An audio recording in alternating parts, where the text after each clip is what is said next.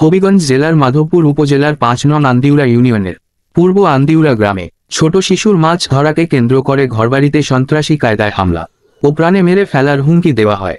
গত শুক্রবার ১২ই সেপ্টেম্বর রাত আনুমানিক ৮ ঘটিকার সময় আইয়ুব মিয়ার ছেলে রেজাক মিয়া, আব্দুল জাহির মিয়ার ছেলে আফসার মিয়া, মৃত আব্দুল কাদির মিয়ার ছেলে শাকিল মিয়া ও শাইম মিয়া, হানিস মিয়ার ছেলে সফুজ মিয়া, শাহজাহান মিয়ার ছেলে ইকরাম মিয়া সহ ১০ থেকে ১৫ জনের একটি দল মোহাম্মদ জালাল উদ্দিনের বাড়িতে হামলার উদ্দেশ্য যায়।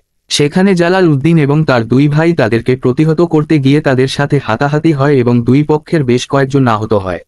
পরবর্তীতে ওই দিন আবারও আনুমানিক রাত ৩ ঘটিকার সময় জালাল উদ্দিনের ছোট ভাই আশরাফ উদ্দিনের ঘরে জানালার থাই গ্লাসে ইটপাটকেল ছুড়তে থাকে। বাড়ির আঙ্গিনায় খড়ের গাদায় আগুন লাগিয়ে দেয়। এতে ঘরবাড়ির অনেক ক্ষয়ক্ষতি হয়। এ ব্যাপারে জালাল উদ্দিন ও তার পরিবার গ্রামের মেম্বারের কাছে বিচার দিলে অপরপক্ষ বিচার না মেনে তাদেরকে উদ্দেশ্য করে বিভিন্ন উস্কানিমূলক কথা, প্রাণে মেরে ফেলবো, শান্তিতে থাকতে দিবে না বলে হুমকি দেয়। এমত অবস্থায় কোনো উপায় না পেয়ে গত ১৪ই সেপ্টেম্বর শনিবার মোহাম্মদ জালাল উদ্দিনের স্ত্রী মুমিনা আক্তার বাদী হয়ে মাধবপুর থানার অফিসার ইনচার্জ বরাবর একটি অভিযোগপত্র দাখিল করেন। এতে তারা সন্ত্রাসী কায়দায় হামলা এবং বিভিন্ন হুমকি থেকে বাঁচতে প্রশাসনের সার্বিক সহযোগিতা চায়। এখন বাড়ি ঘরের থেকে বাড়িতে করতেছি না, ওরা এদিক দিয়ে ডাকাডাকি করে গালাগালি হুমকি দিচ্ছে।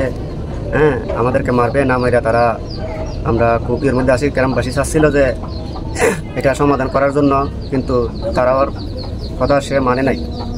আইনের মাধ্যমে যাচ্ছি, প্রশাসনের কাছে যাচ্ছি যে এটা আপনাদের মাধ্যমে আমাদেরকে জুলুম অত্যাচার বাড়িতে আসা করার জন্য চেষ্টা করতেছে। আমাদের আশেপাশে গোষ্ঠীর মানুষ এখানে নাই, আমরা খুব ভয়ে ভয়ের এর মধ্যে আছি।